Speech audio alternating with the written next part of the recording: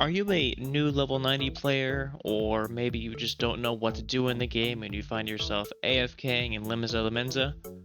Well, maybe this video is for you. One of the things I criticized the most about WoW and Shadowlands was its lack of diversity in content. In fact, one of the very first videos I made on this channel was about that very topic. Please don't go back and watch it, it is really bad. But in that video, I compared WoW's content to a nice steak dinner. Basically, I said that the main content of the game was the steak, so things like raiding, PvP, and Mythic Plus dungeons. I then described required dailies like Torghast and the Maw as the gravy you asked for on the side, but they put it on your steak by accident, and what I meant by that was it's the content you can't avoid if you want to eat your steak. You can do your best to scrape it off, but you can't avoid eating some of that gravy. So basically, content would prefer on the side, but you have to eat. And lastly, I compared the side that comes with your steak to dailies. I believe the example I used was getting creamed corn as your side, because seriously, who likes creamed corn? What I meant by that was the dailies sucked in Shadowlands. They were all very static and grindy and had no variety at all. Now, why do I bring all this up? Because FF14 does not have this issue. Basically, everything in the game can be your steak dinner. The devs spend so much time on different types of content to appeal to all sorts of players, meaning that there is something for everyone. In my opinion, the greatest thing about FF14 is that diversity of content. One minute you could be fighting a primal, and another you could be visiting a catgirl brothel. In fact, there is so much content that it can be easy to get overwhelmed. Well, have no fear. For today, I will be helping you find the content that suits you the best, so strap in while I take you through the different types of endgame in Final Fantasy XIV. Starting with the most obvious one, you have your organized group content. This is everything from trials, raids, ultimates, and even the new Criterion Dungeons. These are typically done with a group of people you already know or meet to do this type of content with. Now, you're going to be spending a lot of time in front of one boss. Imagine standing in front of the same brick wall and beating your head against that wall until it breaks. That is the best way to describe raiding. And you know what? That moment when the wall finally breaks is amazing. So you might be asking yourself, how do I get into this type of content? Well, it's always a good idea to spend some time in normal difficulty. Get yourself comfortable with your current role, your current job, whatever that may be. Then I always recommend finding a group of people to play with. I know that interacting with other people in a massively multiplayer online game can be intimidating, but the silver lining with this game is that most of the community is actually pretty nice. So put yourself out there, check Reddit, check Discord, check Party Finder, meet some like-minded people, and kill some bosses. Another thing to do is PvP, and while it lacks the same depth of PvE content, it can still be fun. Each class has their abilities simplified, making it very accessible as well as giving you plenty of room to master. Also, with the streamlined season system, you have a lot to work towards. I don't have much to say about PvP. I definitely find it fun in short bursts, but in general, I mainly keep it as a side activity. Now, let's say you're a more casual player. You have no desire to spend your limited gaming time in front of the same boss for hours and hours.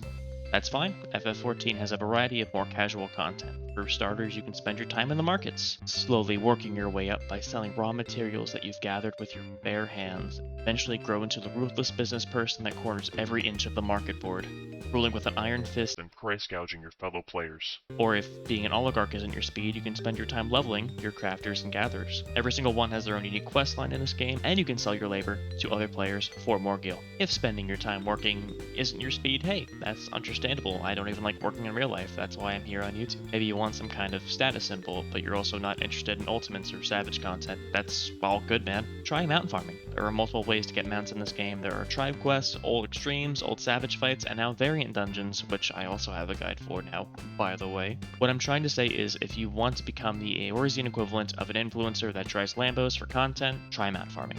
It's super easy to get into, and it's super rewarding. Now, there's one thing that ties just about everything I've talked about in this video together, and that is people. Yes, believe it or not, this MMO is better with friends. So find a free company. It's super easy. And I'm willing to put money on there being multiple free companies on your server that are open to casual and more hardcore players. Free companies are great. They help you find like-minded players to do lots of things mentioned in this video. But a lot of free companies also hold their own events, things such as glamour competitions, raffles, or RP.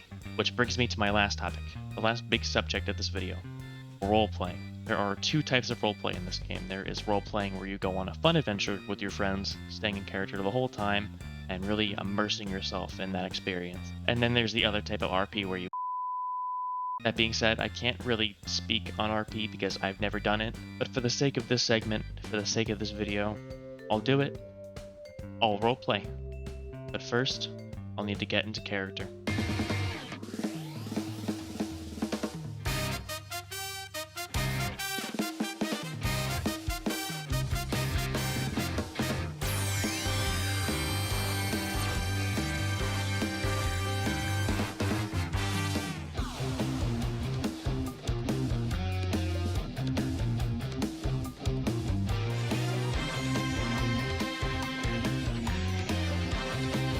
Hey, that's pretty good.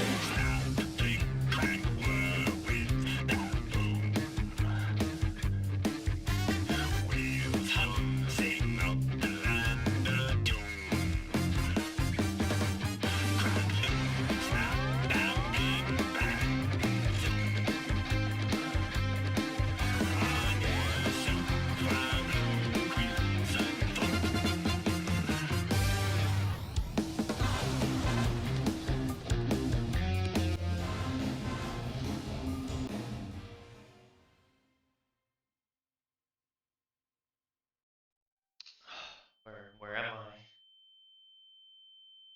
Something feels different. Oh. Well, that's the last time I RP. Alright, and in all seriousness, RP is a totally valid way to play the game. There is nothing wrong with it at all. I spent like a good 2 hours in Balmung. There was very little degeneracy happening there. It's just people enjoying the game in their own way.